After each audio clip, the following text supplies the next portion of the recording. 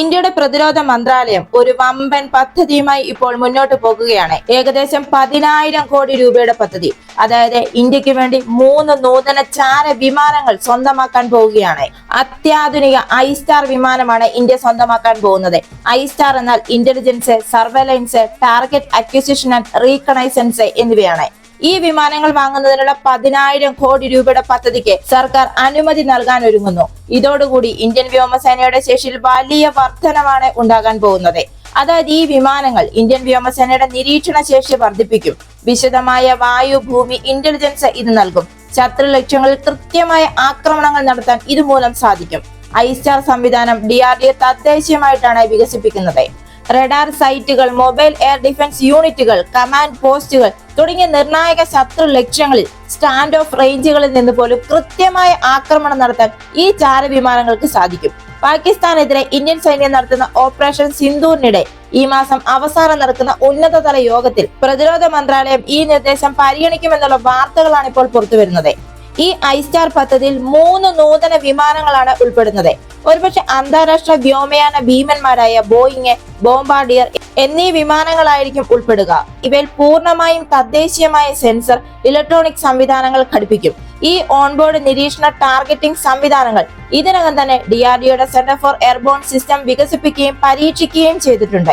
India വികസിപ്പിച്ചെടുത്ത, ഇന്ത്യയിൽ നിർമ്മിച്ച ഈ സംവിധാനങ്ങൾ മൾട്ടി സ്പെക്ട്രൽ നിരീക്ഷണമാണ്. ഇത് സങ്കീർണമായ ഭൂപ്രദേശങ്ങളിൽ പോലും പകലും രാത്രിയും ശത്രുക്കളെ കൃത്യമായി കണ്ടെത്താനും ട്രാക്ക് ചെയ്യാനും സേനയെ പ്രാപ്തമാക്കും. ഇതിനുവേണ്ടിയുള്ള സാങ്കേതിക വിദ്യ ഇന്ത്യ ഇതിനകം തന്നെ വിജയിച്ച് തെളിയിക്കപ്പെട്ടുള്ളതിനാൽ ഇതിന്റെ സംയോജന പ്രവർത്തനങ്ങൾ വേഗത്തിലായിരിക്കും എന്നുമാണ് പറയുന്നത്.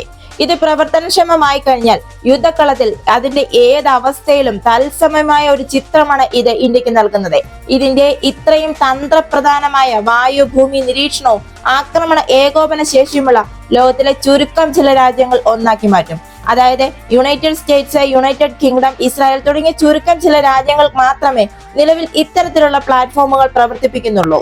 ഈ ഐ-സ്റ്റാർ സിസ്റ്റം വായുവിലൂടെയുള്ളതും ഭൂമിയിലൂടെയുള്ളതുമായ ഘടകങ്ങളെ തമ്മിൽ സംയോജിപ്പിക്കുന്നു. ഉയർന്ന ഉയരത്തിലുള്ള സ്റ്റാൻഡ് ഓഫ് റേഞ്ചുകളിൽ നിന്ന് പ്രവർത്തിക്കാൻ വേണ്ടി ഇതിനെ രൂപകൽപ്പന ചെയ്തിരിക്കുന്നു.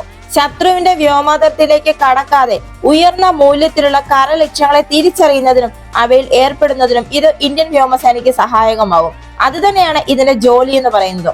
ആധുനിക യുദ്ധത്തിൽ വർദ്ധിച്ചു വരുന്ന നിർണായകമായ ഒരു ആവശ്യകതയാണിത്. രഹസ്യാന്വേഷണ ശേഖരണം, തത്സമയ നിരീക്ഷണം, ടാർഗറ്റിംഗ്, രഹസ്യാന്വേഷണം എന്നിവ നടത്താനുള്ള കഴിവോടെ, ശസ്ത്രക്രിയ കൃത്യതയോടെ ഭീഷണികളെ നിർവീര്യമാക്കുന്നതിനൊപ്പം സംഘർഷത്തിന്റെ വ്യാപ്തി പരിമിതപ്പെടുത്താനും ഈ വിമാനം ഇന്ത്യക്ക് സഹായകമാവും. ഒരു തരത്തിൽ പറഞ്ഞാൽ ഇത് ഇന്ത്യയുടെ ഒരു പ്രതിരോധ ശേഷി ശക്തിപ്പെടുത്തുക മാത്രമല്ല, സംഘർഷ സാഹചര്യങ്ങളിൽ വേഗത്തിൽ തിരിച്ചടി നൽകാനും അതിർത്തികൾക്കപ്പുറത്തുള്ള ദേശീയ സുരക്ഷാ തയ്യാറെടുപ്പ് വർദ്ധിപ്പിക്കാനും ഈ സംവിധാനം സഹായിക്കും. ഈ വീഡിയോ ഇഷ്ടമായെങ്കിൽ മറക്കാതെ ഈ ചാനൽ സബ്സ്ക്രൈബ് ചെയ്യുക, ഒരു ലൈക്ക് തരിക. മറ്റൊരു വീഡിയോയുമായി വീണ്ടും കാണാം.